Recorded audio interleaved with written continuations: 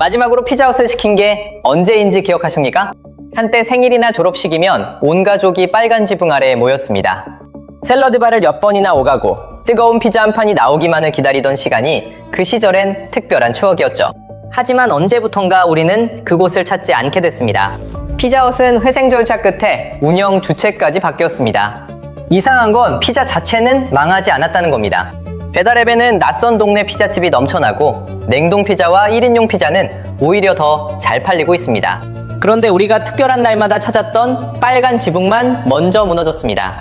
그렇다면 피자헛은 왜 가장 자신 있던 배달 시대에 무너졌을까요? 우리는 언제부터 3만 원짜리 피자헛 앞에서 주문을 망설이기 시작한 걸까요? 1985년 이태원의 피자헛 1호점이 문을 열자 사람들은 피자 한 판을 먹기 위해 줄을 섰습니다.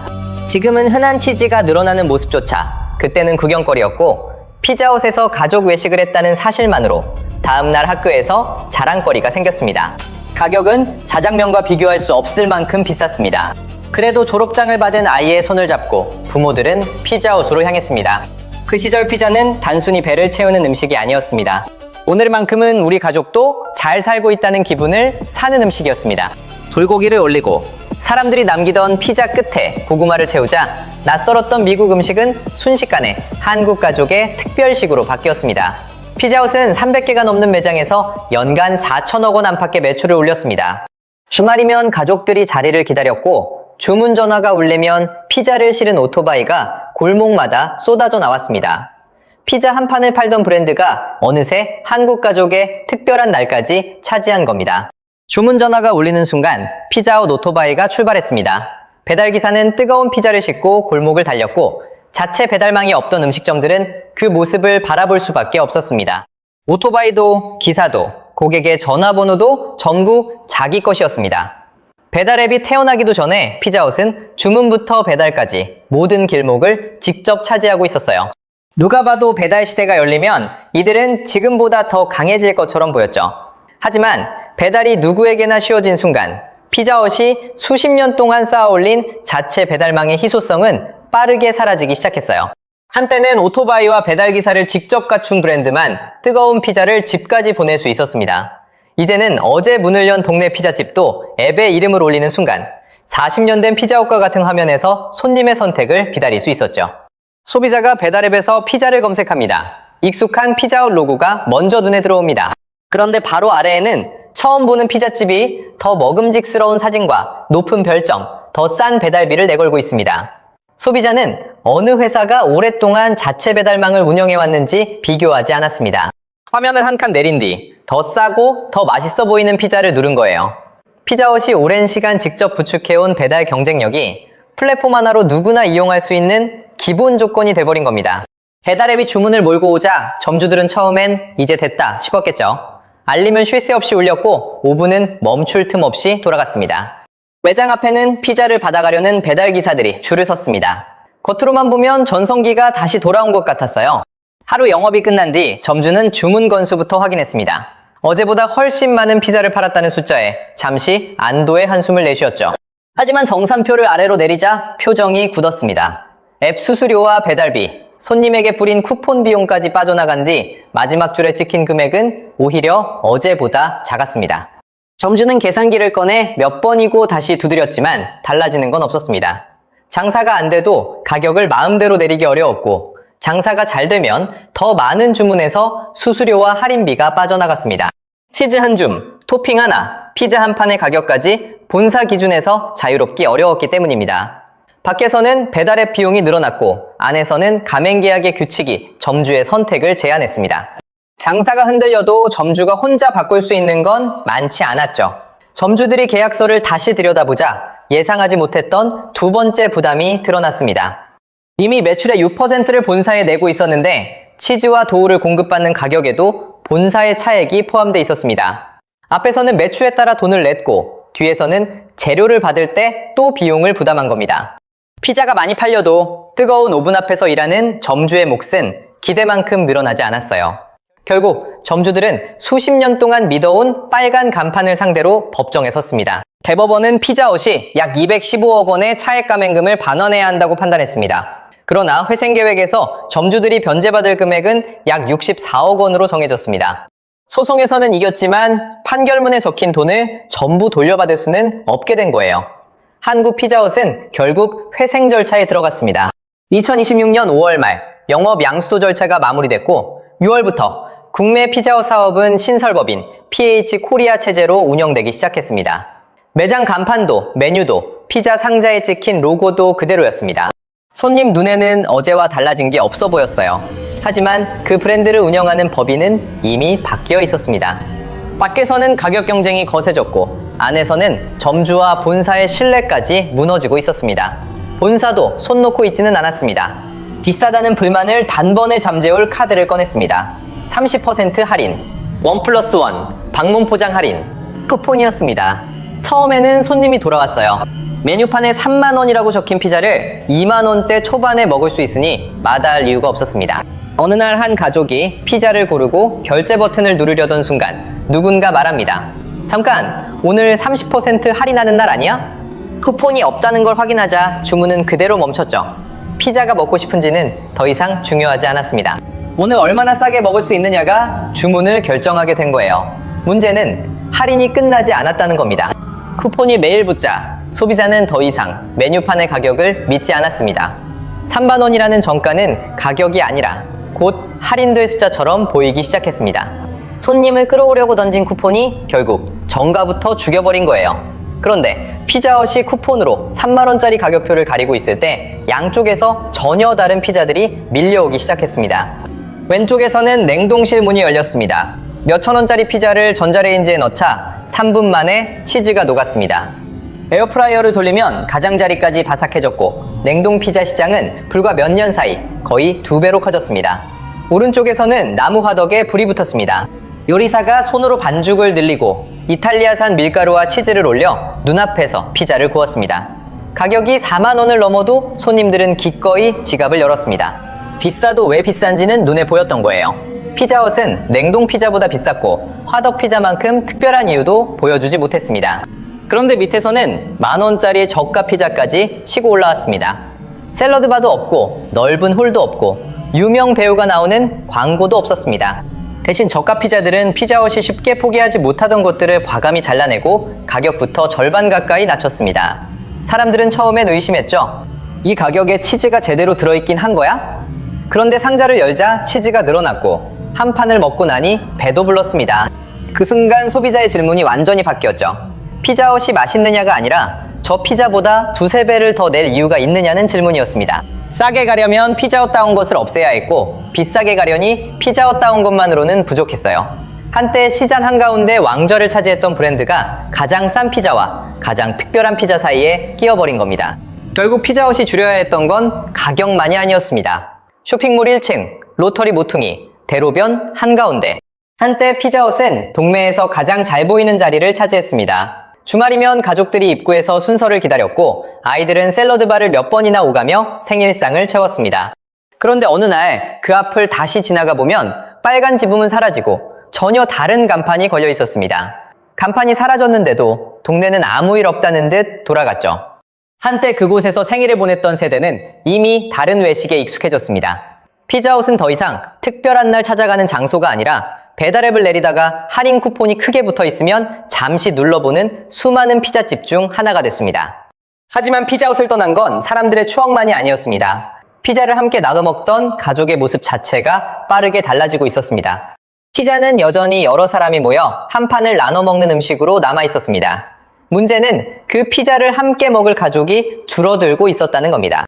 혼자 사는 사람에게 8조각짜리 피자 한 판은 양부터 부담스러웠고 한 끼에 3만 원 가까이 내기에는 가격도 만만치 않았습니다. 둘이 사는 집에서도 피자 한 판을 시키려면 남은 조각을 다음 날까지 먹을 각오부터 해야 했죠. 한국의 일반 가구 3곳 중 2곳가량이 이제 1명이나 2명만 사는 집이 됐습니다. 식탁은 이미 4자리에서 한두 자리로 줄었는데 피자헛은 여전히 온 가족이 한 판을 나눠 먹던 시절의 크기와 가격에서 완전히 벗어나지 못했습니다. 반면 도미노 피자는 출발부터 배달 중심 브랜드에 가까웠습니다. 넓은 매장에서 가족 외식 경험을 제공하기보다 주문한 피자를 얼마나 빠르고 정확하게 전달하느냐를 핵심 경쟁력으로 키웠습니다. 배달이 외식의 중심으로 들어오자 도미노가 오랫동안 다듬어온 방식은 시대 변화와 더 자연스럽게 맞아떨어졌습니다. 피자헛도 배달과 포장 중심으로 구조를 바꾸려 했지만 넓은 매장과 가족 외식 브랜드라는 오래된 자산을 한꺼번에 걷어내기는 어려웠습니다. 같은 배달 시대를 맞았지만 두 브랜드가 짊어지고 있던 출발점부터 달랐던 거예요. 그러나 배달 시대의 진짜 승자는 특정 피자 브랜드가 아니었습니다. 피자헛이 팔리든 동네 피자가 팔리든 주문만 앱을 통과하면 수수료를 받는 플랫폼이었습니다. 브랜드와 점주가 매장과 인건비, 재료비의 위험을 떠안는 동안 플랫폼은 그 경쟁 자체에서 돈을 벌었습니다. 오래된 매장과 가맹 구조를 쉽게 줄일 수 없었던 피자헛은 이 변화에서 가장 무거운 비용을 떠안았습니다. 가격을 내리면 수익성이 무너졌고 가격을 지키면 손님이 떠났습니다. 여러분의 동네에 아직 피자헛이 있습니까? 그렇다면 마지막으로 그곳에서 피자를 주문했던 날을 떠올려 보십시오. 가족의 생일이어서 주문했습니까? 아니면 할인 쿠폰이 사라지기 전에 주문했습니까? 어쩌면 마지막 주문이 언제였는지조차 기억나지 않을지도 모릅니다. 브랜드는 마지막 매장이 문을 닫는 날 무너지는 게 아닙니다.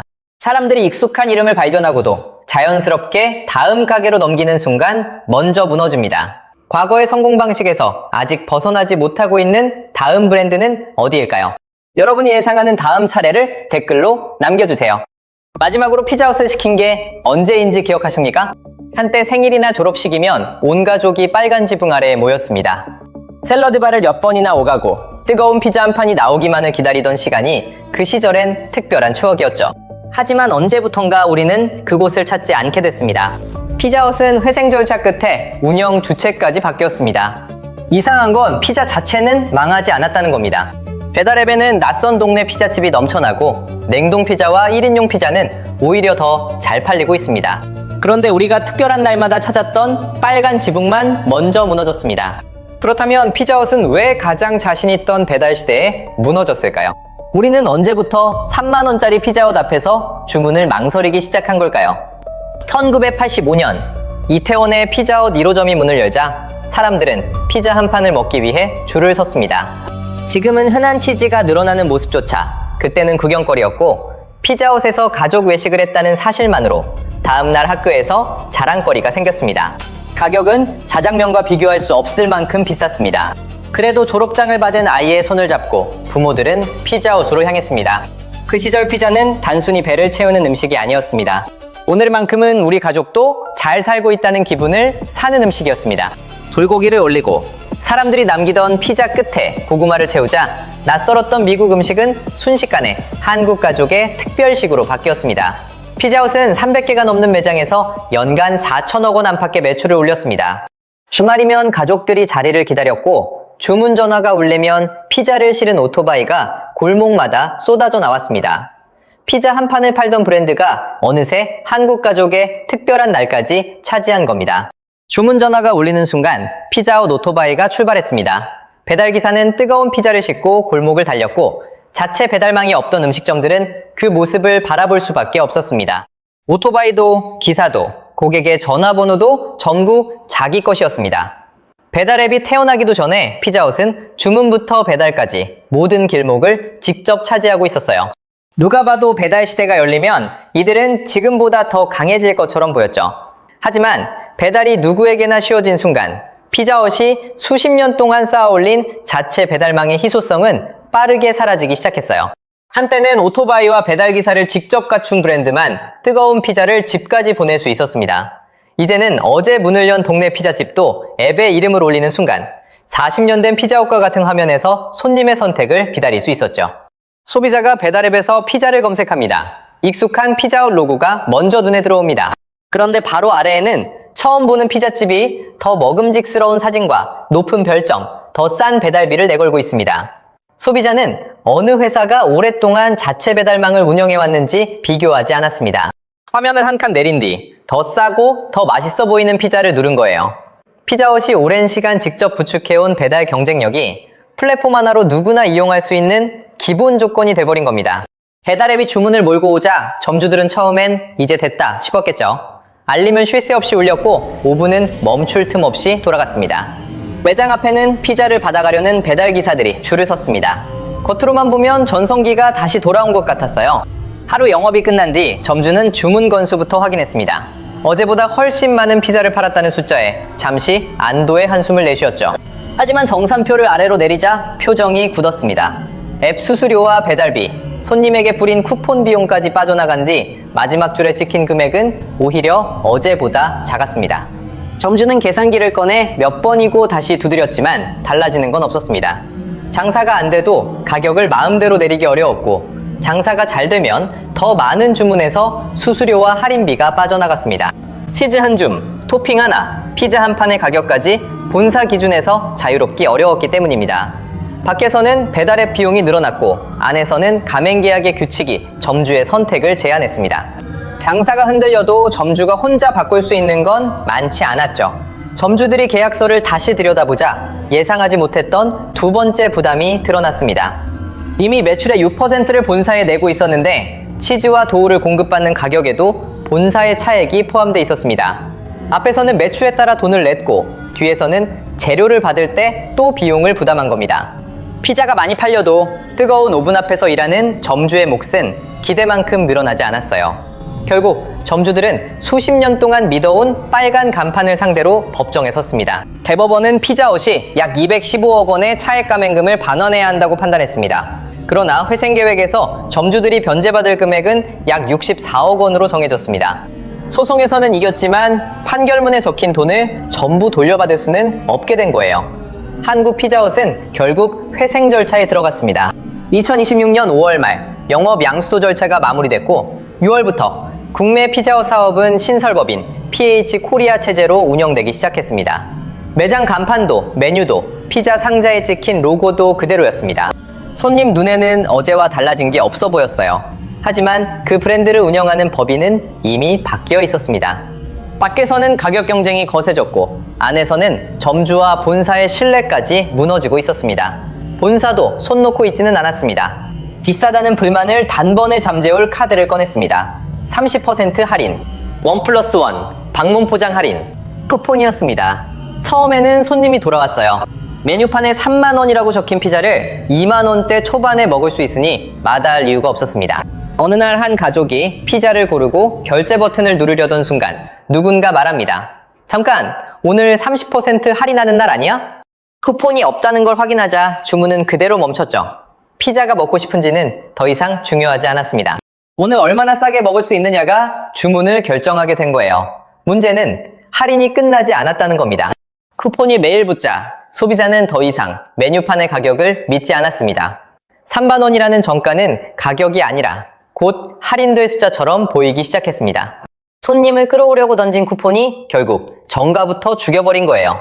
그런데 피자헛이 쿠폰으로 3만 원짜리 가격표를 가리고 있을 때 양쪽에서 전혀 다른 피자들이 밀려오기 시작했습니다. 왼쪽에서는 냉동실 문이 열렸습니다. 몇천 원짜리 피자를 전자레인지에 넣자 3분 만에 치즈가 녹았습니다. 에어프라이어를 돌리면 가장자리까지 바삭해졌고 냉동 피자 시장은 불과 몇 년 사이 거의 2배로 커졌습니다. 오른쪽에서는 나무 화덕에 불이 붙었습니다. 요리사가 손으로 반죽을 늘리고 이탈리아산 밀가루와 치즈를 올려 눈앞에서 피자를 구웠습니다. 가격이 4만 원을 넘어도 손님들은 기꺼이 지갑을 열었습니다. 비싸도 왜 비싼지는 눈에 보였던 거예요. 피자헛은 냉동 피자보다 비쌌고 화덕 피자만큼 특별한 이유도 보여주지 못했습니다. 그런데 밑에서는 만 원짜리 저가 피자까지 치고 올라왔습니다.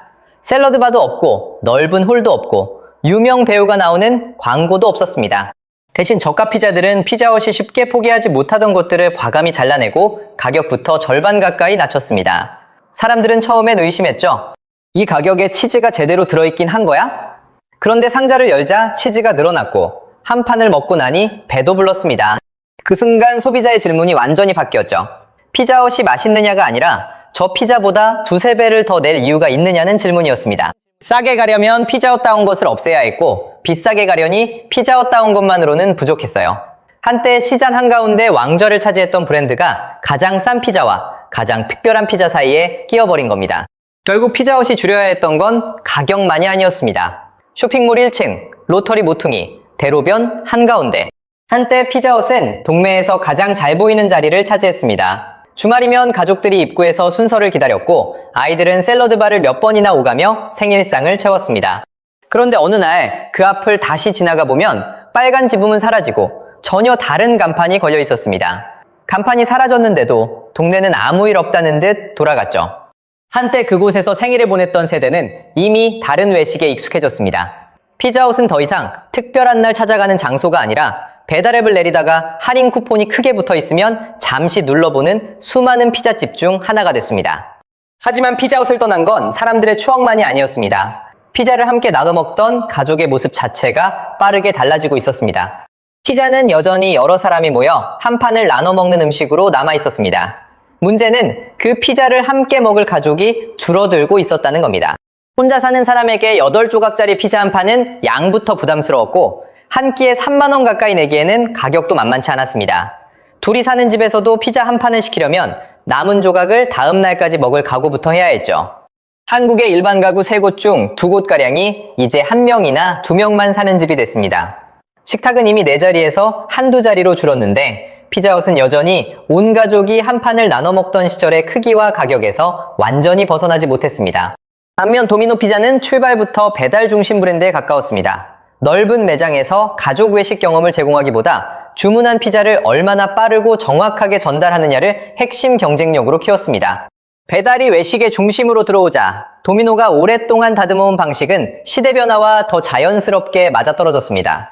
피자헛도 배달과 포장 중심으로 구조를 바꾸려 했지만 넓은 매장과 가족 외식 브랜드라는 오래된 자산을 한꺼번에 걷어내기는 어려웠습니다.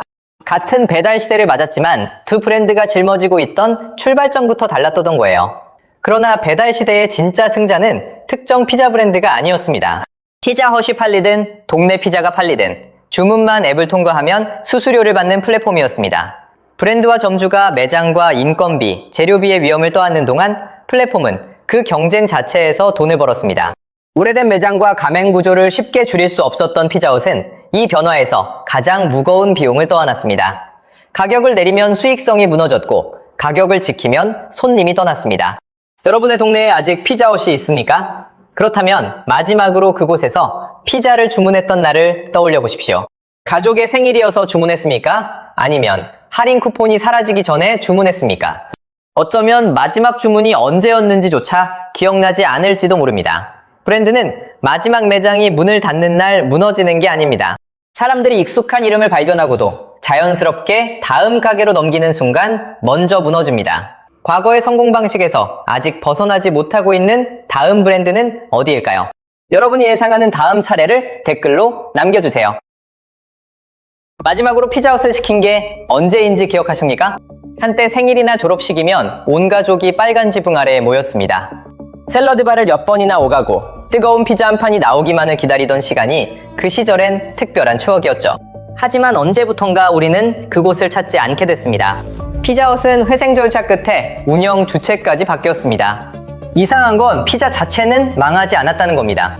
배달앱에는 낯선 동네 피자집이 넘쳐나고 냉동 피자와 1인용 피자는 오히려 더 잘 팔리고 있습니다.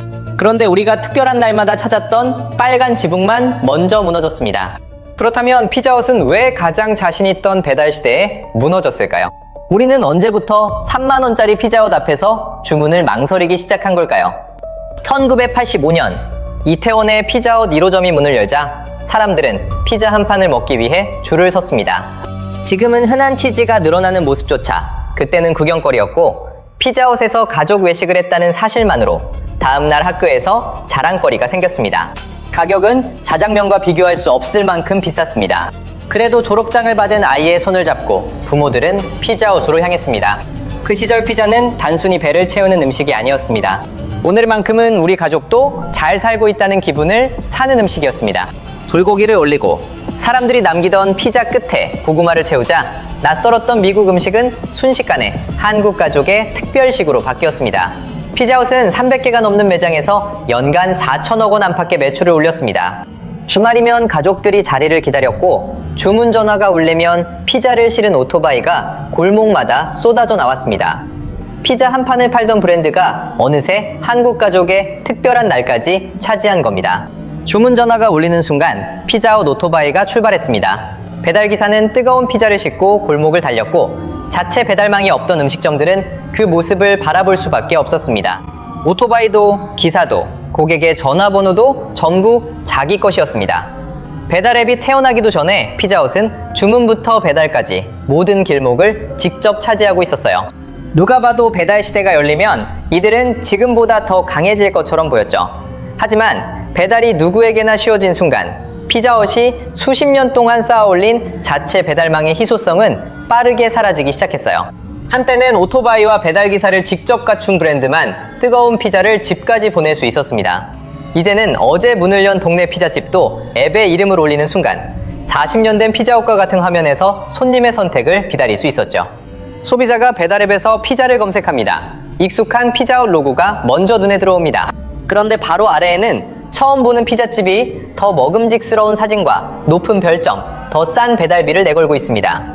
소비자는 어느 회사가 오랫동안 자체 배달망을 운영해왔는지 비교하지 않았습니다. 화면을 한 칸 내린 뒤 더 싸고 더 맛있어 보이는 피자를 누른 거예요. 피자헛이 오랜 시간 직접 구축해온 배달 경쟁력이 플랫폼 하나로 누구나 이용할 수 있는 기본 조건이 돼버린 겁니다.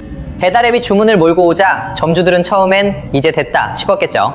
알림은 쉴 새 없이 울렸고 오븐은 멈출 틈 없이 돌아갔습니다. 매장 앞에는 피자를 받아가려는 배달기사들이 줄을 섰습니다. 겉으로만 보면 전성기가 다시 돌아온 것 같았어요. 하루 영업이 끝난 뒤 점주는 주문 건수부터 확인했습니다. 어제보다 훨씬 많은 피자를 팔았다는 숫자에 잠시 안도의 한숨을 내쉬었죠. 하지만 정산표를 아래로 내리자 표정이 굳었습니다.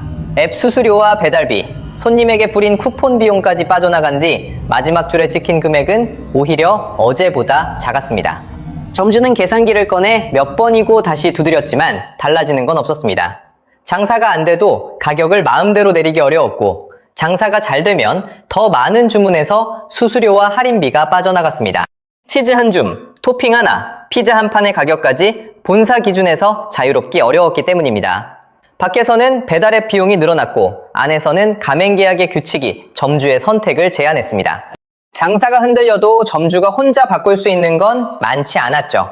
점주들이 계약서를 다시 들여다보자 예상하지 못했던 두 번째 부담이 드러났습니다. 이미 매출의 6%를 본사에 내고 있었는데 치즈와 도우를 공급받는 가격에도 본사의 차액이 포함되어 있었습니다. 앞에서는 매출에 따라 돈을 냈고 뒤에서는 재료를 받을 때 또 비용을 부담한 겁니다. 피자가 많이 팔려도 뜨거운 오븐 앞에서 일하는 점주의 몫은 기대만큼 늘어나지 않았어요. 결국 점주들은 수십 년 동안 믿어온 빨간 간판을 상대로 법정에 섰습니다. 대법원은 피자헛이 약 215억 원의 차액 감액금을 반환해야 한다고 판단했습니다. 그러나 회생계획에서 점주들이 변제받을 금액은 약 64억 원으로 정해졌습니다. 소송에서는 이겼지만 판결문에 적힌 돈을 전부 돌려받을 수는 없게 된 거예요. 한국 피자헛은 결국 회생 절차에 들어갔습니다. 2026년 5월 말 영업 양수도 절차가 마무리됐고 6월부터 국내 피자헛 사업은 신설법인 PH 코리아 체제로 운영되기 시작했습니다. 매장 간판도 메뉴도 피자 상자에 찍힌 로고도 그대로였습니다. 손님 눈에는 어제와 달라진 게 없어 보였어요. 하지만 그 브랜드를 운영하는 법인은 이미 바뀌어 있었습니다. 밖에서는 가격 경쟁이 거세졌고 안에서는 점주와 본사의 신뢰까지 무너지고 있었습니다. 본사도 손 놓고 있지는 않았습니다. 비싸다는 불만을 단번에 잠재울 카드를 꺼냈습니다. 30% 할인, 1+1, 방문 포장 할인, 쿠폰이었습니다. 처음에는 손님이 돌아왔어요. 메뉴판에 3만 원이라고 적힌 피자를 2만 원대 초반에 먹을 수 있으니 마다할 이유가 없었습니다. 어느 날 한 가족이 피자를 고르고 결제 버튼을 누르려던 순간 누군가 말합니다. 잠깐, 오늘 30% 할인하는 날 아니야? 쿠폰이 없다는 걸 확인하자 주문은 그대로 멈췄죠. 피자가 먹고 싶은지는 더 이상 중요하지 않았습니다. 오늘 얼마나 싸게 먹을 수 있느냐가 주문을 결정하게 된 거예요. 문제는 할인이 끝나지 않았다는 겁니다. 쿠폰이 매일 붙자 소비자는 더 이상 메뉴판의 가격을 믿지 않았습니다. 3만 원이라는 정가는 가격이 아니라 곧 할인될 숫자처럼 보이기 시작했습니다. 손님을 끌어오려고 던진 쿠폰이 결국 정가부터 죽여버린 거예요. 그런데 피자헛이 쿠폰으로 3만 원짜리 가격표를 가리고 있을 때 양쪽에서 전혀 다른 피자들이 밀려오기 시작했습니다. 왼쪽에서는 냉동실 문이 열렸습니다. 몇천 원짜리 피자를 전자레인지에 넣자 3분 만에 치즈가 녹았습니다. 에어프라이어를 돌리면 가장자리까지 바삭해졌고 냉동 피자 시장은 불과 몇 년 사이 거의 2배로 커졌습니다. 오른쪽에서는 나무 화덕에 불이 붙었습니다.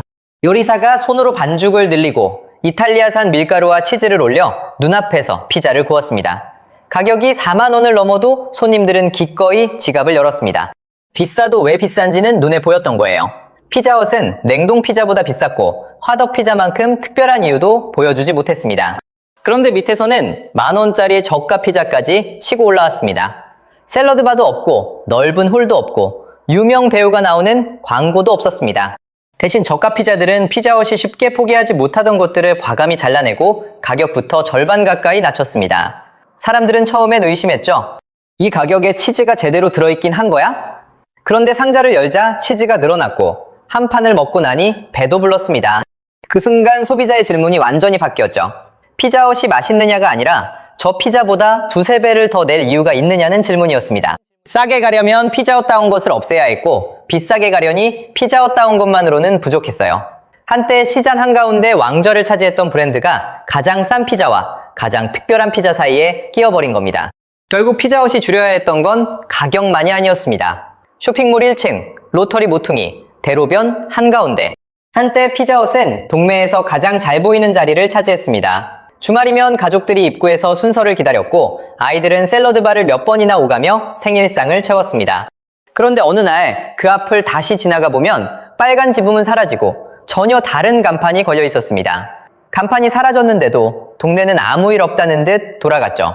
한때 그곳에서 생일을 보냈던 세대는 이미 다른 외식에 익숙해졌습니다. 피자헛은 더 이상 특별한 날 찾아가는 장소가 아니라 배달앱을 내리다가 할인 쿠폰이 크게 붙어 있으면 잠시 눌러보는 수많은 피자집 중 하나가 됐습니다.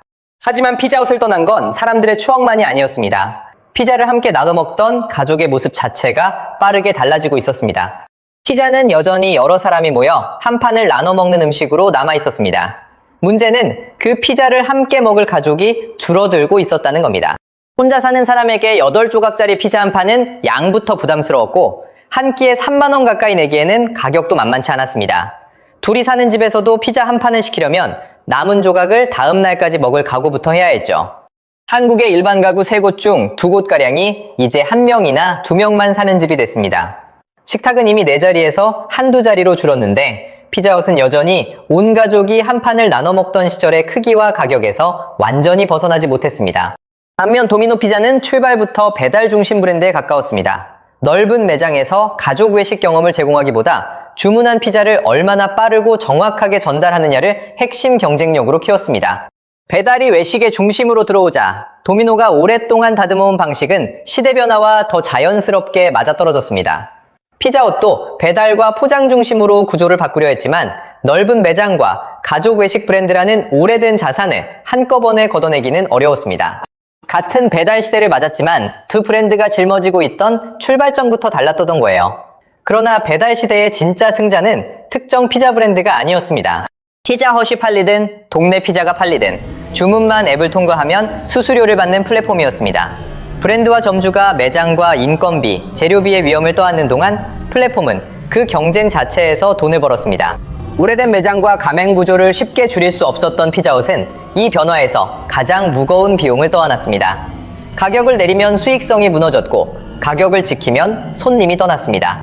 여러분의 동네에 아직 피자헛이 있습니까? 그렇다면 마지막으로 그곳에서 피자를 주문했던 날을 떠올려 보십시오. 가족의 생일이어서 주문했습니까? 아니면 할인 쿠폰이 사라지기 전에 주문했습니까? 어쩌면 마지막 주문이 언제였는지조차 기억나지 않을지도 모릅니다. 브랜드는 마지막 매장이 문을 닫는 날 무너지는 게 아닙니다. 사람들이 익숙한 이름을 발견하고도 자연스럽게 다음 가게로 넘기는 순간 먼저 무너집니다. 과거의 성공 방식에서 아직 벗어나지 못하고 있는 다음 브랜드는 어디일까요? 여러분이 예상하는 다음 차례를 댓글로 남겨주세요. 마지막으로 피자헛을 시킨 게 언제인지 기억하십니까? 한때 생일이나 졸업식이면 온 가족이 빨간 지붕 아래에 모였습니다. 샐러드바를 몇 번이나 오가고 뜨거운 피자 한 판이 나오기만을 기다리던 시간이 그 시절엔 특별한 추억이었죠. 하지만 언제부턴가 우리는 그곳을 찾지 않게 됐습니다. 피자헛은 회생 절차 끝에 운영 주체까지 바뀌었습니다. 이상한 건 피자 자체는 망하지 않았다는 겁니다. 배달앱에는 낯선 동네 피자집이 넘쳐나고 냉동 피자와 1인용 피자는 오히려 더 잘 팔리고 있습니다. 그런데 우리가 특별한 날마다 찾았던 빨간 지붕만 먼저 무너졌습니다. 그렇다면 피자헛은 왜 가장 자신 있던 배달 시대에 무너졌을까요? 우리는 언제부터 3만 원짜리 피자헛 앞에서 주문을 망설이기 시작한 걸까요? 1985년 이태원의 피자헛 1호점이 문을 열자 사람들은 피자 한 판을 먹기 위해 줄을 섰습니다. 지금은 흔한 치즈가 늘어나는 모습조차 그때는 구경거리였고 피자헛에서 가족 외식을 했다는 사실만으로 다음날 학교에서 자랑거리가 생겼습니다. 가격은 자장면과 비교할 수 없을 만큼 비쌌습니다.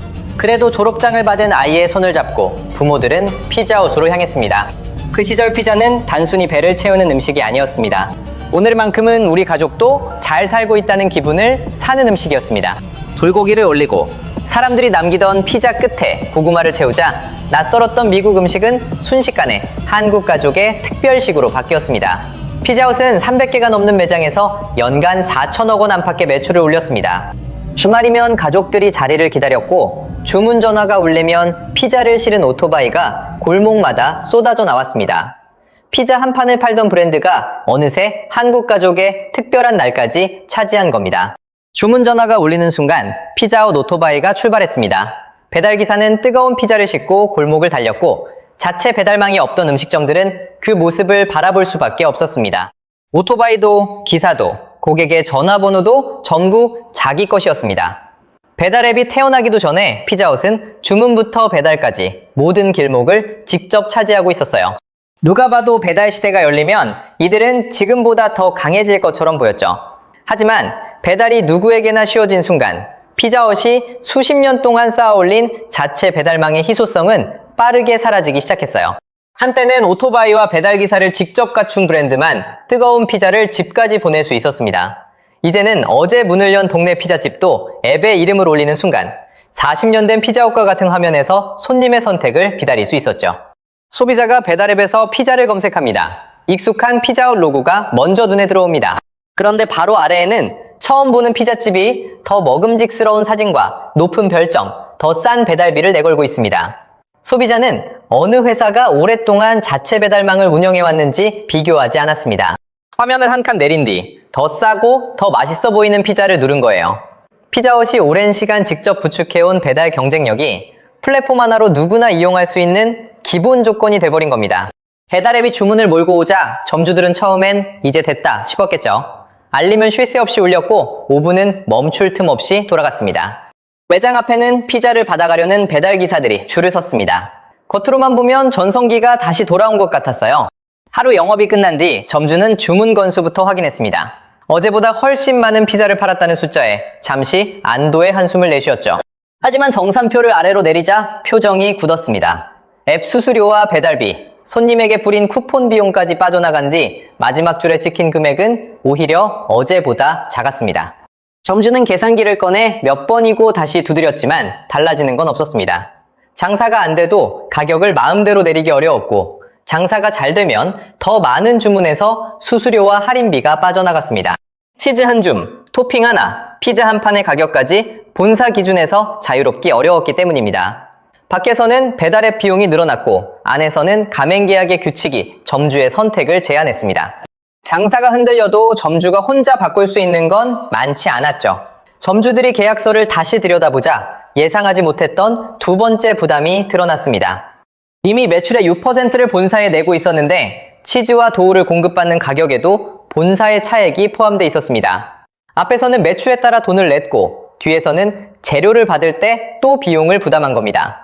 피자가 많이 팔려도 뜨거운 오븐 앞에서 일하는 점주의 몫은 기대만큼 늘어나지 않았어요. 결국 점주들은 수십 년 동안 믿어온 빨간 간판을 상대로 법정에 섰습니다. 대법원은 피자헛이 약 215억 원의 차액 감액금을 반환해야 한다고 판단했습니다. 그러나 회생계획에서 점주들이 변제받을 금액은 약 64억 원으로 정해졌습니다. 소송에서는 이겼지만 판결문에 적힌 돈을 전부 돌려받을 수는 없게 된 거예요. 한국 피자헛은 결국 회생 절차에 들어갔습니다. 2026년 5월 말 영업 양수도 절차가 마무리됐고 6월부터 국내 피자헛 사업은 신설법인 PH 코리아 체제로 운영되기 시작했습니다. 매장 간판도 메뉴도 피자 상자에 찍힌 로고도 그대로였습니다. 손님 눈에는 어제와 달라진 게 없어 보였어요. 하지만 그 브랜드를 운영하는 법인은 이미 바뀌어 있었습니다. 밖에서는 가격 경쟁이 거세졌고 안에서는 점주와 본사의 신뢰까지 무너지고 있었습니다. 본사도 손 놓고 있지는 않았습니다. 비싸다는 불만을 단번에 잠재울 카드를 꺼냈습니다. 30% 할인, 1+1, 방문 포장 할인, 쿠폰이었습니다. 처음에는 손님이 돌아왔어요. 메뉴판에 3만 원이라고 적힌 피자를 2만 원대 초반에 먹을 수 있으니 마다할 이유가 없었습니다. 어느 날 한 가족이 피자를 고르고 결제 버튼을 누르려던 순간 누군가 말합니다. 잠깐, 오늘 30% 할인하는 날 아니야? 쿠폰이 없다는 걸 확인하자 주문은 그대로 멈췄죠. 피자가 먹고 싶은지는 더 이상 중요하지 않았습니다. 오늘 얼마나 싸게 먹을 수 있느냐가 주문을 결정하게 된 거예요. 문제는 할인이 끝나지 않았다는 겁니다. 쿠폰이 매일 붙자 소비자는 더 이상 메뉴판의 가격을 믿지 않았습니다. 3만 원이라는 정가는 가격이 아니라 곧 할인될 숫자처럼 보이기 시작했습니다. 손님을 끌어오려고 던진 쿠폰이 결국 정가부터 죽여버린 거예요. 그런데 피자헛이 쿠폰으로 3만 원짜리 가격표를 가리고 있을 때 양쪽에서 전혀 다른 피자들이 밀려오기 시작했습니다. 왼쪽에서는 냉동실 문이 열렸습니다. 몇천 원짜리 피자를 전자레인지에 넣자 3분 만에 치즈가 녹았습니다. 에어프라이어를 돌리면 가장자리까지 바삭해졌고 냉동 피자 시장은 불과 몇 년 사이 거의 2배로 커졌습니다. 오른쪽에서는 나무 화덕에 불이 붙었습니다. 요리사가 손으로 반죽을 늘리고 이탈리아산 밀가루와 치즈를 올려 눈앞에서 피자를 구웠습니다. 가격이 4만 원을 넘어도 손님들은 기꺼이 지갑을 열었습니다. 비싸도 왜 비싼지는 눈에 보였던 거예요. 피자헛은 냉동 피자보다 비쌌고 화덕 피자만큼 특별한 이유도 보여주지 못했습니다. 그런데 밑에서는 만 원짜리 저가 피자까지 치고 올라왔습니다. 샐러드 바도 없고 넓은 홀도 없고 유명 배우가 나오는 광고도 없었습니다. 대신 저가 피자들은 피자헛이 쉽게 포기하지 못하던 것들을 과감히 잘라내고 가격부터 절반 가까이 낮췄습니다. 사람들은 처음엔 의심했죠. 이 가격에 치즈가 제대로 들어있긴 한 거야? 그런데 상자를 열자 치즈가 늘어났고 한 판을 먹고 나니 배도 불렀습니다. 그 순간 소비자의 질문이 완전히 바뀌었죠. 피자헛이 맛있느냐가 아니라 저 피자보다 2~3배를 더 낼 이유가 있느냐는 질문이었습니다. 싸게 가려면 피자헛다운 것을 없애야 했고 비싸게 가려니 피자헛다운 것만으로는 부족했어요. 한때 시장 한가운데 왕좌를 차지했던 브랜드가 가장 싼 피자와 가장 특별한 피자 사이에 끼어버린 겁니다. 결국 피자헛이 줄여야 했던 건 가격만이 아니었습니다. 쇼핑몰 1층, 로터리 모퉁이, 대로변 한가운데. 한때 피자헛은 동네에서 가장 잘 보이는 자리를 차지했습니다. 주말이면 가족들이 입구에서 순서를 기다렸고 아이들은 샐러드바를 몇 번이나 오가며 생일상을 채웠습니다. 그런데 어느 날 그 앞을 다시 지나가 보면 빨간 지붕은 사라지고 전혀 다른 간판이 걸려 있었습니다. 간판이 사라졌는데도 동네는 아무 일 없다는 듯 돌아갔죠. 한때 그곳에서 생일을 보냈던 세대는 이미 다른 외식에 익숙해졌습니다. 피자헛은 더 이상 특별한 날 찾아가는 장소가 아니라 배달앱을 내리다가 할인 쿠폰이 크게 붙어 있으면 잠시 눌러보는 수많은 피자집 중 하나가 됐습니다. 하지만 피자헛을 떠난 건 사람들의 추억만이 아니었습니다. 피자를 함께 나눠 먹던 가족의 모습 자체가 빠르게 달라지고 있었습니다. 피자는 여전히 여러 사람이 모여 한 판을 나눠 먹는 음식으로 남아 있었습니다. 문제는 그 피자를 함께 먹을 가족이 줄어들고 있었다는 겁니다. 혼자 사는 사람에게 8조각짜리 피자 한 판은 양부터 부담스러웠고 한 끼에 3만 원 가까이 내기에는 가격도 만만치 않았습니다. 둘이 사는 집에서도 피자 한 판을 시키려면 남은 조각을 다음 날까지 먹을 각오부터 해야 했죠. 한국의 일반 가구 3곳 중 2곳가량이 이제 1명이나 2명만 사는 집이 됐습니다. 식탁은 이미 4자리에서 한두 자리로 줄었는데 피자헛은 여전히 온 가족이 한 판을 나눠 먹던 시절의 크기와 가격에서 완전히 벗어나지 못했습니다. 반면 도미노 피자는 출발부터 배달 중심 브랜드에 가까웠습니다. 넓은 매장에서 가족 외식 경험을 제공하기보다 주문한 피자를 얼마나 빠르고 정확하게 전달하느냐를 핵심 경쟁력으로 키웠습니다. 배달이 외식의 중심으로 들어오자 도미노가 오랫동안 다듬어온 방식은 시대 변화와 더 자연스럽게 맞아떨어졌습니다. 피자헛도 배달과 포장 중심으로 구조를 바꾸려 했지만 넓은 매장과 가족 외식 브랜드라는 오래된 자산을 한꺼번에 걷어내기는 어려웠습니다. 같은 배달 시대를 맞았지만 두 브랜드가 짊어지고 있던 출발점부터 달랐던 거예요. 그러나 배달 시대의 진짜 승자는 특정 피자 브랜드가 아니었습니다. 피자헛이 팔리든 동네 피자가 팔리든 주문만 앱을 통과하면 수수료를 받는 플랫폼이었습니다. 브랜드와 점주가 매장과 인건비, 재료비의 위험을 떠안는 동안 플랫폼은 그 경쟁 자체에서 돈을 벌었습니다. 오래된 매장과 가맹 구조를 쉽게 줄일 수 없었던 피자헛은 이 변화에서 가장 무거운 비용을 떠안았습니다. 가격을 내리면 수익성이 무너졌고 가격을 지키면 손님이 떠났습니다. 여러분의 동네에 아직 피자헛이 있습니까? 그렇다면 마지막으로 그곳에서 피자를 주문했던 날을 떠올려 보십시오. 가족의 생일이어서 주문했습니까? 아니면 할인 쿠폰이 사라지기 전에 주문했습니까? 어쩌면 마지막 주문이 언제였는지조차 기억나지 않을지도 모릅니다. 브랜드는 마지막 매장이 문을 닫는 날 무너지는 게 아닙니다. 사람들이 익숙한 이름을 발견하고도 자연스럽게 다음 가게로 넘기는 순간 먼저 무너집니다. 과거의 성공 방식에서 아직 벗어나지 못하고 있는 다음 브랜드는 어디일까요? 여러분이 예상하는 다음 차례를 댓글로 남겨주세요. 마지막으로 피자헛을 시킨 게 언제인지 기억하십니까? 한때 생일이나 졸업식이면 온 가족이 빨간 지붕 아래에 모였습니다. 샐러드바를 몇 번이나 오가고 뜨거운 피자 한 판이 나오기만을 기다리던 시간이 그 시절엔 특별한 추억이었죠. 하지만 언제부턴가 우리는 그곳을 찾지 않게 됐습니다. 피자헛은 회생 절차 끝에 운영 주체까지 바뀌었습니다. 이상한 건 피자 자체는 망하지 않았다는 겁니다. 배달앱에는 낯선 동네 피자집이 넘쳐나고 냉동 피자와 1인용 피자는 오히려 더 잘 팔리고 있습니다. 그런데 우리가 특별한 날마다 찾았던 빨간 지붕만 먼저 무너졌습니다. 그렇다면 피자헛은 왜 가장 자신 있던 배달 시대에 무너졌을까요? 우리는 언제부터 3만 원짜리 피자헛 앞에서 주문을 망설이기 시작한 걸까요? 1985년 이태원의 피자헛 1호점이 문을 열자 사람들은 피자 한 판을 먹기 위해 줄을 섰습니다. 지금은 흔한 치즈가 늘어나는 모습조차 그때는 구경거리였고 피자헛에서 가족 외식을 했다는 사실만으로 다음날 학교에서 자랑거리가 생겼습니다. 가격은 자장면과 비교할 수 없을 만큼 비쌌습니다. 그래도 졸업장을 받은 아이의 손을 잡고 부모들은 피자헛으로 향했습니다. 그 시절 피자는 단순히 배를 채우는 음식이 아니었습니다. 오늘만큼은 우리 가족도 잘 살고 있다는 기분을 사는 음식이었습니다. 불고기를 올리고 사람들이 남기던 피자 끝에 고구마를 채우자 낯설었던 미국 음식은 순식간에 한국 가족의 특별식으로 바뀌었습니다. 피자헛은 300개가 넘는 매장에서 연간 4천억 원 안팎의 매출을 올렸습니다. 주말이면 가족들이 자리를 기다렸고 주문 전화가 울리면 피자를 실은 오토바이가 골목마다 쏟아져 나왔습니다. 피자 한 판을 팔던 브랜드가 어느새 한국 가족의 특별한 날까지 차지한 겁니다. 주문 전화가 울리는 순간 피자헛 오토바이가 출발했습니다. 배달기사는 뜨거운 피자를 싣고 골목을 달렸고 자체 배달망이 없던 음식점들은 그 모습을 바라볼 수밖에 없었습니다. 오토바이도 기사도 고객의 전화번호도 전부 자기 것이었습니다. 배달앱이 태어나기도 전에 피자헛은 주문부터 배달까지 모든 길목을 직접 차지하고 있었어요. 누가 봐도 배달 시대가 열리면 이들은 지금보다 더 강해질 것처럼 보였죠. 하지만 배달이 누구에게나 쉬워진 순간 피자헛이 수십 년 동안 쌓아올린 자체 배달망의 희소성은 빠르게 사라지기 시작했어요. 한때는 오토바이와 배달기사를 직접 갖춘 브랜드만 뜨거운 피자를 집까지 보낼 수 있었습니다. 이제는 어제 문을 연 동네 피자집도 앱에 이름을 올리는 순간 40년 된 피자헛과 같은 화면에서 손님의 선택을 기다릴 수 있었죠.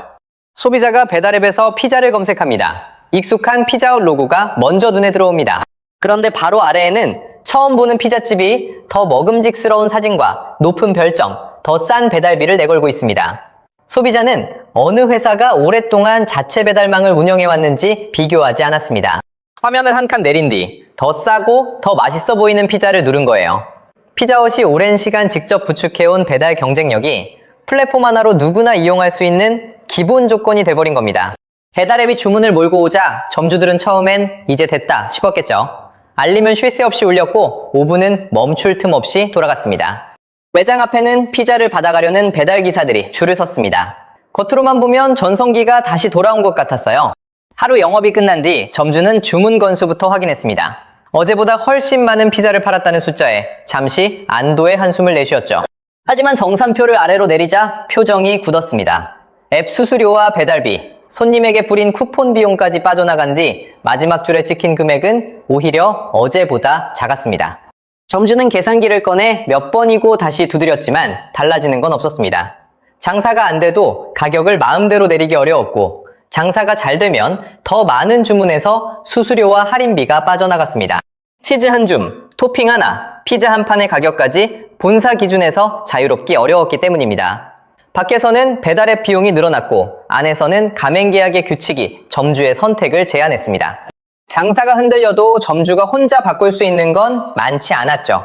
점주들이 계약서를 다시 들여다보자 예상하지 못했던 두 번째 부담이 드러났습니다.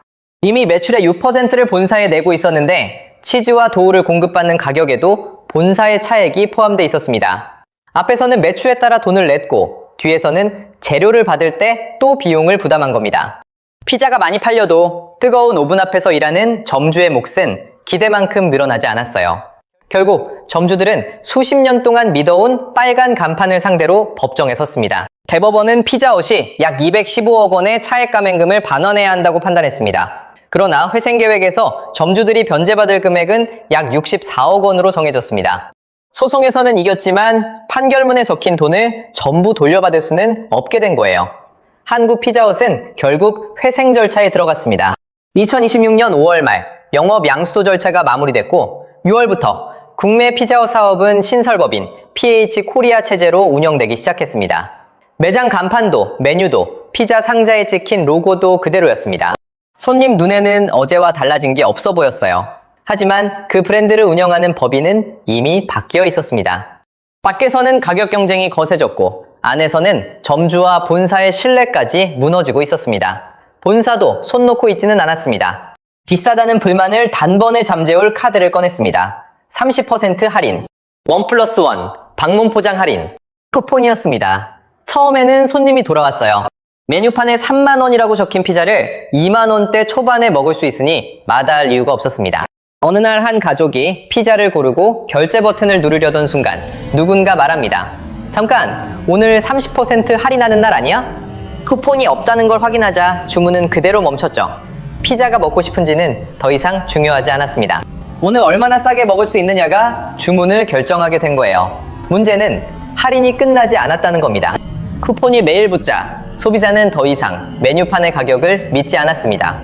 3만 원이라는 정가는 가격이 아니라 곧 할인될 숫자처럼 보이기 시작했습니다. 손님을 끌어오려고 던진 쿠폰이 결국 정가부터 죽여버린 거예요. 그런데 피자헛이 쿠폰으로 3만 원짜리 가격표를 가리고 있을 때 양쪽에서 전혀 다른 피자들이 밀려오기 시작했습니다. 왼쪽에서는 냉동실 문이 열렸습니다. 몇천 원짜리 피자를 전자레인지에 넣자 3분 만에 치즈가 녹았습니다. 에어프라이어를 돌리면 가장자리까지 바삭해졌고 냉동 피자 시장은 불과 몇 년 사이 거의 2배로 커졌습니다. 오른쪽에서는 나무 화덕에 불이 붙었습니다. 요리사가 손으로 반죽을 늘리고 이탈리아산 밀가루와 치즈를 올려 눈앞에서 피자를 구웠습니다. 가격이 4만 원을 넘어도 손님들은 기꺼이 지갑을 열었습니다. 비싸도 왜 비싼지는 눈에 보였던 거예요. 피자헛은 냉동 피자보다 비쌌고 화덕 피자만큼 특별한 이유도 보여주지 못했습니다. 그런데 밑에서는 만 원짜리 저가 피자까지 치고 올라왔습니다. 샐러드 바도 없고 넓은 홀도 없고 유명 배우가 나오는 광고도 없었습니다. 대신 저가 피자들은 피자헛이 쉽게 포기하지 못하던 것들을 과감히 잘라내고 가격부터 절반 가까이 낮췄습니다. 사람들은 처음엔 의심했죠. 이 가격에 치즈가 제대로 들어있긴 한 거야? 그런데 상자를 열자 치즈가 늘어났고 한 판을 먹고 나니 배도 불렀습니다. 그 순간 소비자의 질문이 완전히 바뀌었죠. 피자헛이 맛있느냐가 아니라 저 피자보다 2~3배를 더 낼 이유가 있느냐는 질문이었습니다. 싸게 가려면 피자헛다운 것을 없애야 했고 비싸게 가려니 피자헛다운 것만으로는 부족했어요. 한때 시장 한가운데 왕좌를 차지했던 브랜드가 가장 싼 피자와 가장 특별한 피자 사이에 끼어버린 겁니다. 결국 피자헛이 줄여야 했던 건 가격만이 아니었습니다. 쇼핑몰 1층, 로터리 모퉁이, 대로변 한가운데. 한때 피자헛은 동네에서 가장 잘 보이는 자리를 차지했습니다. 주말이면 가족들이 입구에서 순서를 기다렸고 아이들은 샐러드바를 몇 번이나 오가며 생일상을 채웠습니다. 그런데 어느 날 그 앞을 다시 지나가 보면 빨간 지붕은 사라지고 전혀 다른 간판이 걸려 있었습니다. 간판이 사라졌는데도 동네는 아무 일 없다는 듯 돌아갔죠. 한때 그곳에서 생일을 보냈던 세대는 이미 다른 외식에 익숙해졌습니다. 피자헛은 더 이상 특별한 날 찾아가는 장소가 아니라 배달앱을 내리다가 할인 쿠폰이 크게 붙어 있으면 잠시 눌러보는 수많은 피자집 중 하나가 됐습니다. 하지만 피자헛을 떠난 건 사람들의 추억만이 아니었습니다. 피자를 함께 나눠 먹던 가족의 모습 자체가 빠르게 달라지고 있었습니다. 피자는 여전히 여러 사람이 모여 한 판을 나눠 먹는 음식으로 남아 있었습니다. 문제는 그 피자를 함께 먹을 가족이 줄어들고 있었다는 겁니다. 혼자 사는 사람에게 8조각짜리 피자 한 판은 양부터 부담스러웠고 한 끼에 3만 원 가까이 내기에는 가격도 만만치 않았습니다. 둘이 사는 집에서도 피자 한 판을 시키려면 남은 조각을 다음 날까지 먹을 각오부터 해야 했죠. 한국의 일반 가구 3곳 중 2곳가량이 이제 1명이나 2명만 사는 집이 됐습니다. 식탁은 이미 4자리에서 한두 자리로 줄었는데 피자헛은 여전히 온 가족이 한 판을 나눠 먹던 시절의 크기와 가격에서 완전히 벗어나지 못했습니다. 반면 도미노 피자는 출발부터 배달 중심 브랜드에 가까웠습니다. 넓은 매장에서 가족 외식 경험을 제공하기보다 주문한 피자를 얼마나 빠르고 정확하게 전달하느냐를 핵심 경쟁력으로 키웠습니다. 배달이 외식의 중심으로 들어오자 도미노가 오랫동안 다듬어온 방식은 시대 변화와 더 자연스럽게 맞아떨어졌습니다. 피자헛도 배달과 포장 중심으로 구조를 바꾸려 했지만 넓은 매장과 가족 외식 브랜드라는 오래된 자산을 한꺼번에 걷어내기는 어려웠습니다. 같은 배달 시대를 맞았지만 두 브랜드가 짊어지고 있던 출발점부터 달랐던 거예요. 그러나 배달 시대의 진짜 승자는 특정 피자 브랜드가 아니었습니다. 피자헛이 팔리든 동네 피자가 팔리든 주문만 앱을 통과하면 수수료를 받는 플랫폼이었습니다. 브랜드와 점주가 매장과 인건비, 재료비의 위험을 떠안는 동안 플랫폼은 그 경쟁 자체에서 돈을 벌었습니다. 오래된 매장과 가맹 구조를 쉽게 줄일 수 없었던 피자헛은 이 변화에서 가장 무거운 비용을 떠안았습니다. 가격을 내리면 수익성이 무너졌고 가격을 지키면 손님이 떠났습니다. 여러분의 동네에 아직 피자헛이 있습니까? 그렇다면 마지막으로 그곳에서 피자를 주문했던 날을 떠올려 보십시오. 가족의 생일이어서 주문했습니까? 아니면 할인 쿠폰이 사라지기 전에 주문했습니까? 어쩌면 마지막 주문이 언제였는지조차 기억나지 않을지도 모릅니다. 브랜드는 마지막 매장이 문을 닫는 날 무너지는 게 아닙니다. 사람들이 익숙한 이름을 발견하고도 자연스럽게 다음 가게로 넘기는 순간 먼저 무너집니다. 과거의 성공 방식에서 아직 벗어나지 못하고 있는 다음 브랜드는 어디일까요? 여러분이 예상하는 다음 차례를 댓글로 남겨주세요. 마지막으로 피자헛을 시킨 게 언제인지 기억하십니까? 한때 생일이나 졸업식이면 온 가족이 빨간 지붕 아래에 모였습니다. 샐러드바를 몇 번이나 오가고 뜨거운 피자 한 판이 나오기만을 기다리던 시간이 그 시절엔 특별한 추억이었죠. 하지만 언제부턴가 우리는 그곳을 찾지 않게 됐습니다. 피자헛은 회생 절차 끝에 운영 주체까지 바뀌었습니다. 이상한 건 피자 자체는 망하지 않았다는 겁니다. 배달 앱에는 낯선 동네 피자집이 넘쳐나고 냉동 피자와 1인용 피자는 오히려 더 잘 팔리고 있습니다. 그런데 우리가 특별한 날마다 찾았던 빨간 지붕만 먼저 무너졌습니다. 그렇다면 피자헛은 왜 가장 자신 있던 배달 시대에 무너졌을까요? 우리는 언제부터 3만 원짜리 피자헛 앞에서 주문을 망설이기 시작한 걸까요? 1985년 이태원의 피자헛 1호점이 문을 열자 사람들은 피자 한 판을 먹기 위해 줄을 섰습니다. 지금은 흔한 치즈가 늘어나는 모습조차 그때는 구경거리였고 피자헛에서 가족 외식을 했다는 사실만으로 다음날 학교에서 자랑거리가 생겼습니다. 가격은 자장면과 비교할 수 없을 만큼 비쌌습니다. 그래도 졸업장을 받은 아이의 손을 잡고 부모들은 피자헛으로 향했습니다. 그 시절 피자는 단순히 배를 채우는 음식이 아니었습니다. 오늘만큼은 우리 가족도 잘 살고 있다는 기분을 사는 음식이었습니다. 불고기를 올리고 사람들이 남기던 피자 끝에 고구마를 채우자 낯설었던 미국 음식은 순식간에 한국 가족의 특별식으로 바뀌었습니다. 피자헛은 300개가 넘는 매장에서 연간 4천억 원 안팎의 매출을 올렸습니다. 주말이면 가족들이 자리를 기다렸고 주문 전화가 울리면 피자를 실은 오토바이가 골목마다 쏟아져 나왔습니다. 피자 한 판을 팔던 브랜드가 어느새 한국 가족의 특별한 날까지 차지한 겁니다. 주문 전화가 울리는 순간 피자헛 오토바이가 출발했습니다. 배달기사는 뜨거운 피자를 싣고 골목을 달렸고 자체 배달망이 없던 음식점들은 그 모습을 바라볼 수밖에 없었습니다. 오토바이도 기사도 고객의 전화번호도 전부 자기 것이었습니다.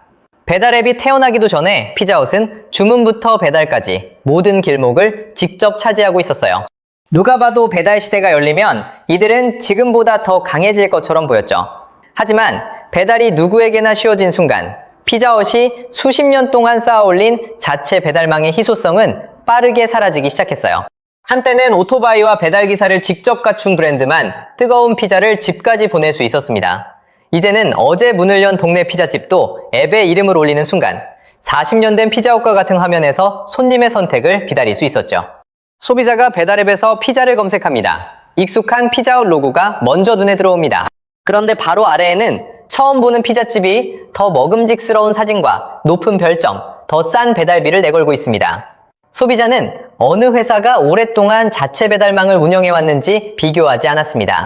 화면을 한 칸 내린 뒤 더 싸고 더 맛있어 보이는 피자를 누른 거예요. 피자헛이 오랜 시간 직접 구축해온 배달 경쟁력이 플랫폼 하나로 누구나 이용할 수 있는 기본 조건이 돼버린 겁니다. 배달앱이 주문을 몰고 오자 점주들은 처음엔 이제 됐다 싶었겠죠. 알림은 쉴 새 없이 울렸고 5분은 멈출 틈 없이 돌아갔습니다. 매장 앞에는 피자를 받아가려는 배달기사들이 줄을 섰습니다. 겉으로만 보면 전성기가 다시 돌아온 것 같았어요. 하루 영업이 끝난 뒤 점주는 주문 건수부터 확인했습니다. 어제보다 훨씬 많은 피자를 팔았다는 숫자에 잠시 안도의 한숨을 내쉬었죠. 하지만 정산표를 아래로 내리자 표정이 굳었습니다. 앱 수수료와 배달비, 손님에게 뿌린 쿠폰 비용까지 빠져나간 뒤 마지막 줄에 찍힌 금액은 오히려 어제보다 작았습니다. 점주는 계산기를 꺼내 몇 번이고 다시 두드렸지만 달라지는 건 없었습니다. 장사가 안 돼도 가격을 마음대로 내리기 어려웠고 장사가 잘 되면 더 많은 주문에서 수수료와 할인비가 빠져나갔습니다. 치즈 한 줌, 토핑 하나, 피자 한 판의 가격까지 본사 기준에서 자유롭기 어려웠기 때문입니다. 밖에서는 배달앱 비용이 늘어났고 안에서는 가맹계약의 규칙이 점주의 선택을 제한했습니다. 장사가 흔들려도 점주가 혼자 바꿀 수 있는 건 많지 않았죠. 점주들이 계약서를 다시 들여다보자 예상하지 못했던 두 번째 부담이 드러났습니다. 이미 매출의 6%를 본사에 내고 있었는데 치즈와 도우를 공급받는 가격에도 본사의 차액이 포함되어 있었습니다. 앞에서는 매출에 따라 돈을 냈고 뒤에서는 재료를 받을 때 또 비용을 부담한 겁니다. 피자가 많이 팔려도 뜨거운 오븐 앞에서 일하는 점주의 몫은 기대만큼 늘어나지 않았어요. 결국 점주들은 수십 년 동안 믿어온 빨간 간판을 상대로 법정에 섰습니다. 대법원은 피자헛이 약 215억 원의 차액 감행금을 반환해야 한다고 판단했습니다. 그러나 회생계획에서 점주들이 변제받을 금액은 약 64억 원으로 정해졌습니다. 소송에서는 이겼지만 판결문에 적힌 돈을 전부 돌려받을 수는 없게 된 거예요. 한국 피자헛은 결국 회생 절차에 들어갔습니다. 2026년 5월 말 영업 양수도 절차가 마무리됐고 6월부터 국내 피자헛 사업은 신설법인 PH 코리아 체제로 운영되기 시작했습니다. 매장 간판도 메뉴도 피자 상자에 찍힌 로고도 그대로였습니다. 손님 눈에는 어제와 달라진 게 없어 보였어요.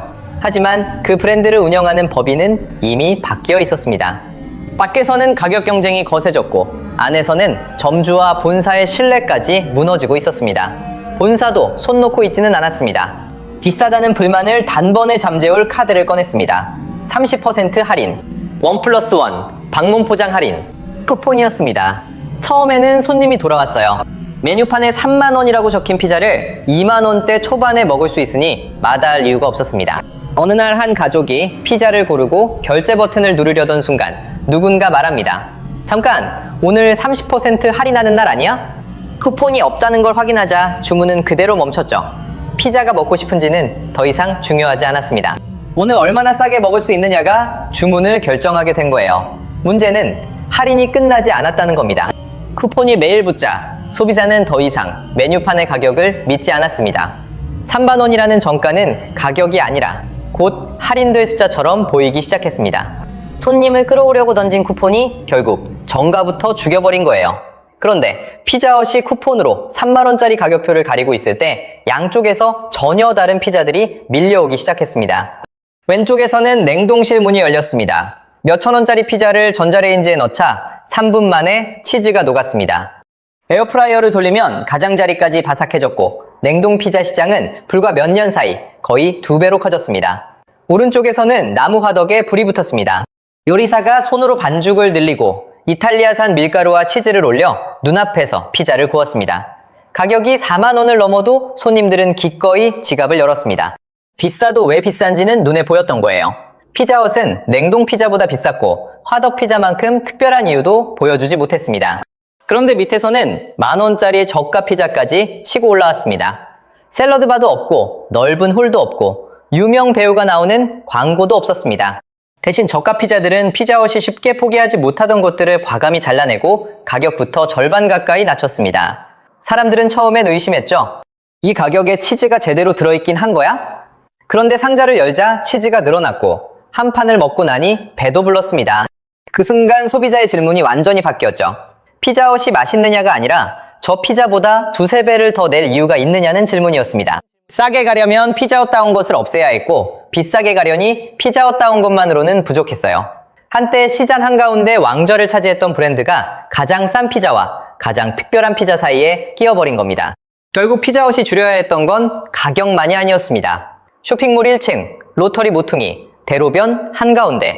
한때 피자헛은 동네에서 가장 잘 보이는 자리를 차지했습니다. 주말이면 가족들이 입구에서 순서를 기다렸고 아이들은 샐러드바를 몇 번이나 오가며 생일상을 채웠습니다. 그런데 어느 날 그 앞을 다시 지나가 보면 빨간 지붕은 사라지고 전혀 다른 간판이 걸려 있었습니다. 간판이 사라졌는데도 동네는 아무 일 없다는 듯 돌아갔죠.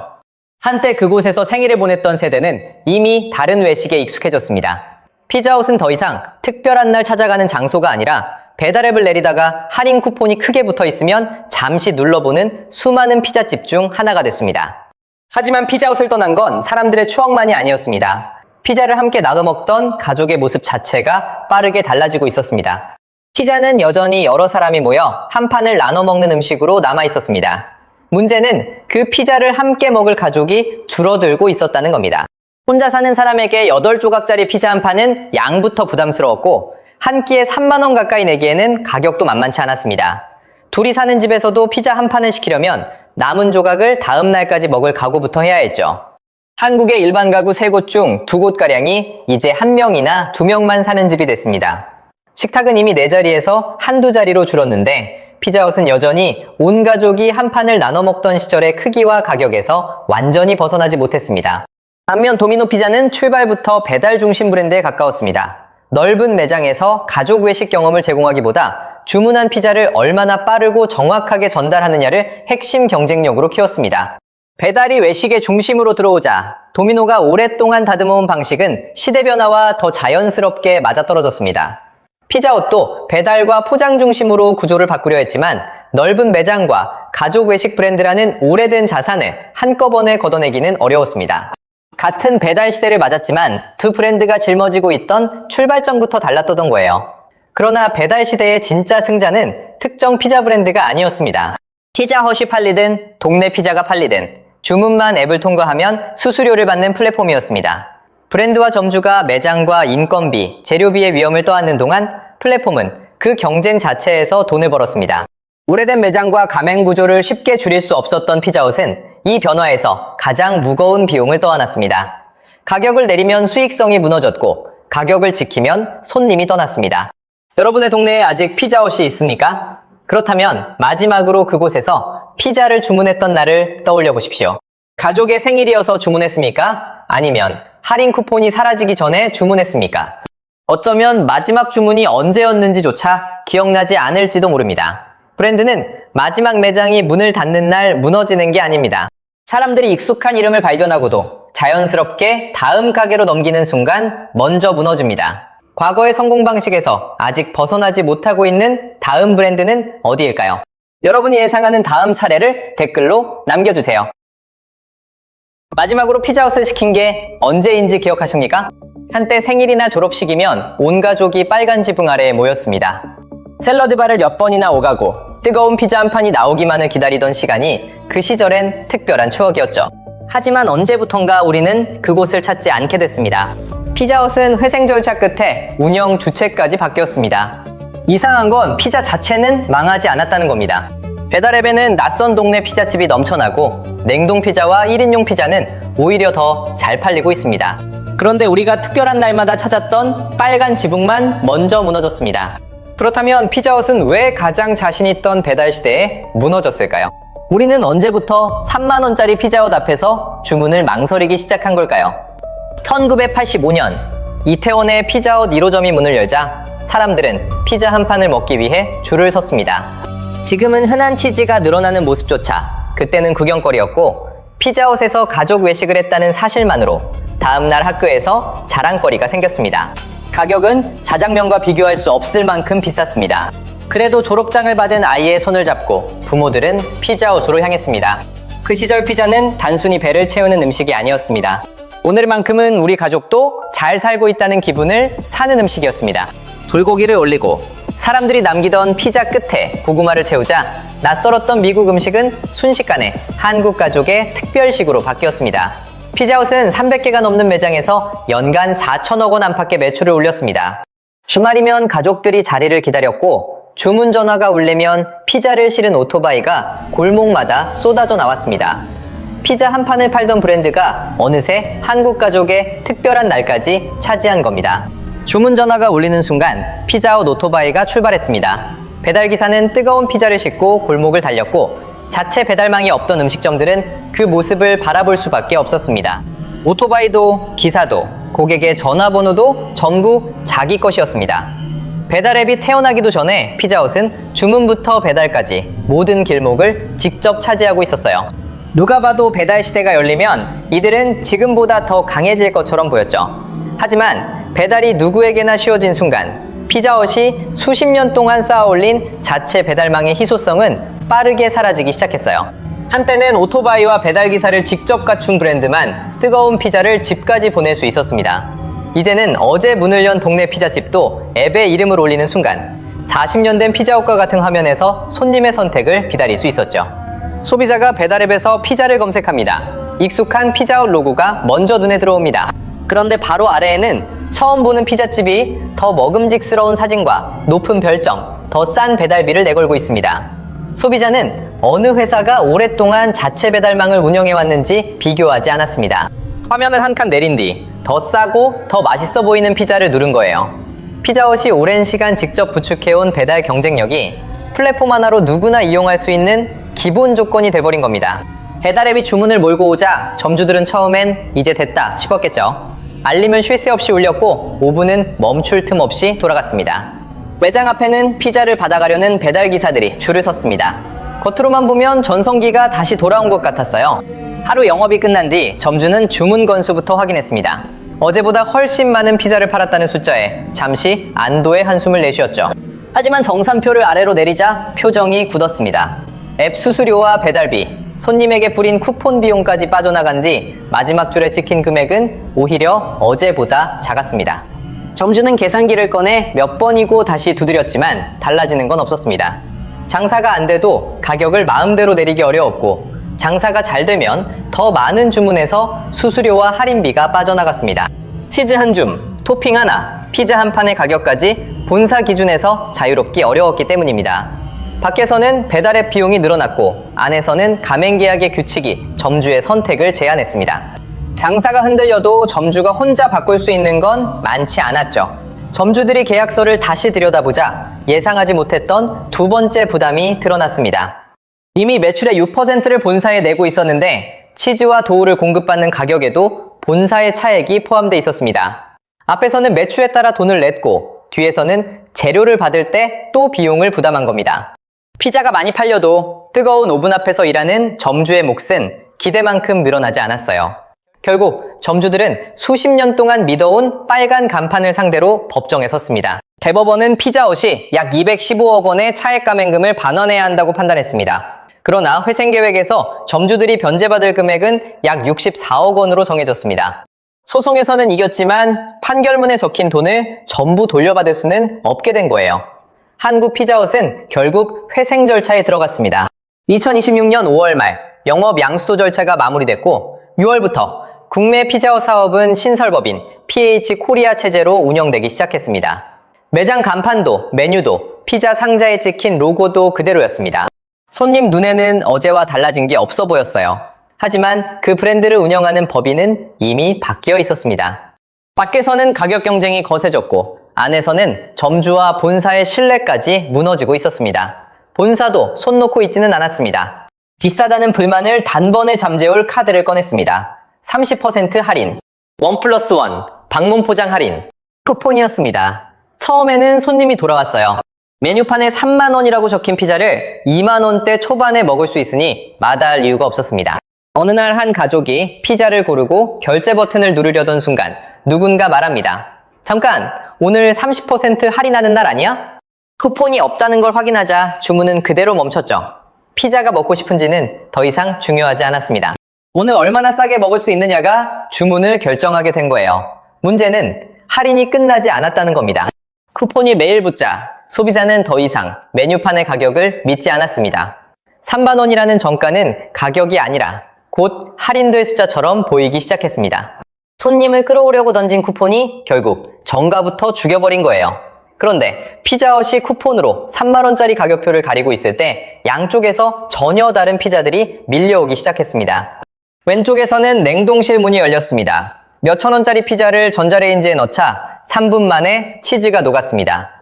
에어프라이어를 돌리면 가장자리까지 바삭해졌고 냉동 피자 시장은 불과 몇 년 사이 거의 2배로 커졌습니다. 오른쪽에서는 나무 화덕에 불이 붙었습니다. 요리사가 손으로 반죽을 늘리고 이탈리아산 밀가루와 치즈를 올려 눈앞에서 피자를 구웠습니다. 가격이 4만 원을 넘어도 손님들은 기꺼이 지갑을 열었습니다. 비싸도 왜 비싼지는 눈에 보였던 거예요. 피자헛은 냉동 피자보다 비쌌고 화덕 피자만큼 특별한 이유도 보여주지 못했습니다. 그런데 밑에서는 만 원짜리 저가 피자까지 치고 올라왔습니다. 샐러드 바도 없고 넓은 홀도 없고 유명 배우가 나오는 광고도 없었습니다. 대신 저가 피자들은 피자헛이 쉽게 포기하지 못하던 것들을 과감히 잘라내고 가격부터 절반 가까이 낮췄습니다. 사람들은 처음엔 의심했죠. 이 가격에 치즈가 제대로 들어있긴 한 거야?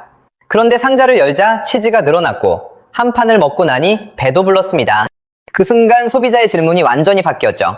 피자헛이 맛있느냐가 아니라 저 피자보다 2~3배를 더 낼 이유가 있느냐는 질문이었습니다. 싸게 가려면 피자헛다운 것을 없애야 했고 비싸게 가려니 피자헛다운 것만으로는 부족했어요. 한때 시장 한가운데 왕좌를 차지했던 브랜드가 가장 싼 피자와 가장 특별한 피자 사이에 끼어버린 겁니다. 결국 피자헛이 줄여야 했던 건 가격만이 아니었습니다. 쇼핑몰 1층, 로터리 모퉁이, 대로변 한가운데. 한때 피자헛은 동네에서 가장 잘 보이는 자리를 차지했습니다. 주말이면 가족들이 입구에서 순서를 기다렸고 아이들은 샐러드바를 몇 번이나 오가며 생일상을 채웠습니다. 그런데 어느 날 그 앞을 다시 지나가 보면 빨간 지붕은 사라지고 전혀 다른 간판이 걸려 있었습니다. 간판이 사라졌는데도 동네는 아무 일 없다는 듯 돌아갔죠. 한때 그곳에서 생일을 보냈던 세대는 이미 다른 외식에 익숙해졌습니다. 피자헛은 더 이상 특별한 날 찾아가는 장소가 아니라 배달앱을 내리다가 할인 쿠폰이 크게 붙어 있으면 잠시 눌러보는 수많은 피자집 중 하나가 됐습니다. 하지만 피자헛을 떠난 건 사람들의 추억만이 아니었습니다. 피자를 함께 나눠 먹던 가족의 모습 자체가 빠르게 달라지고 있었습니다. 피자는 여전히 여러 사람이 모여 한 판을 나눠 먹는 음식으로 남아 있었습니다. 문제는 그 피자를 함께 먹을 가족이 줄어들고 있었다는 겁니다. 혼자 사는 사람에게 8조각짜리 피자 한 판은 양부터 부담스러웠고 한 끼에 3만 원 가까이 내기에는 가격도 만만치 않았습니다. 둘이 사는 집에서도 피자 한 판을 시키려면 남은 조각을 다음 날까지 먹을 각오부터 해야 했죠. 한국의 일반 가구 3곳 중 2곳가량이 이제 1명이나 2명만 사는 집이 됐습니다. 식탁은 이미 4자리에서 한두 자리로 줄었는데 피자헛은 여전히 온 가족이 한 판을 나눠 먹던 시절의 크기와 가격에서 완전히 벗어나지 못했습니다. 반면 도미노 피자는 출발부터 배달 중심 브랜드에 가까웠습니다. 넓은 매장에서 가족 외식 경험을 제공하기보다 주문한 피자를 얼마나 빠르고 정확하게 전달하느냐를 핵심 경쟁력으로 키웠습니다. 배달이 외식의 중심으로 들어오자 도미노가 오랫동안 다듬어온 방식은 시대 변화와 더 자연스럽게 맞아떨어졌습니다. 피자헛도 배달과 포장 중심으로 구조를 바꾸려 했지만 넓은 매장과 가족 외식 브랜드라는 오래된 자산을 한꺼번에 걷어내기는 어려웠습니다. 같은 배달 시대를 맞았지만 두 브랜드가 짊어지고 있던 출발점부터 달랐던 거예요. 그러나 배달 시대의 진짜 승자는 특정 피자 브랜드가 아니었습니다. 피자헛이 팔리든 동네 피자가 팔리든 주문만 앱을 통과하면 수수료를 받는 플랫폼이었습니다. 브랜드와 점주가 매장과 인건비, 재료비의 위험을 떠안는 동안 플랫폼은 그 경쟁 자체에서 돈을 벌었습니다. 오래된 매장과 가맹 구조를 쉽게 줄일 수 없었던 피자헛은 이 변화에서 가장 무거운 비용을 떠안았습니다. 가격을 내리면 수익성이 무너졌고 가격을 지키면 손님이 떠났습니다. 여러분의 동네에 아직 피자헛이 있습니까? 그렇다면 마지막으로 그곳에서 피자를 주문했던 날을 떠올려 보십시오. 가족의 생일이어서 주문했습니까? 아니면 할인 쿠폰이 사라지기 전에 주문했습니까? 어쩌면 마지막 주문이 언제였는지조차 기억나지 않을지도 모릅니다. 브랜드는 마지막 매장이 문을 닫는 날 무너지는 게 아닙니다. 사람들이 익숙한 이름을 발견하고도 자연스럽게 다음 가게로 넘기는 순간 먼저 무너집니다. 과거의 성공 방식에서 아직 벗어나지 못하고 있는 다음 브랜드는 어디일까요? 여러분이 예상하는 다음 차례를 댓글로 남겨주세요.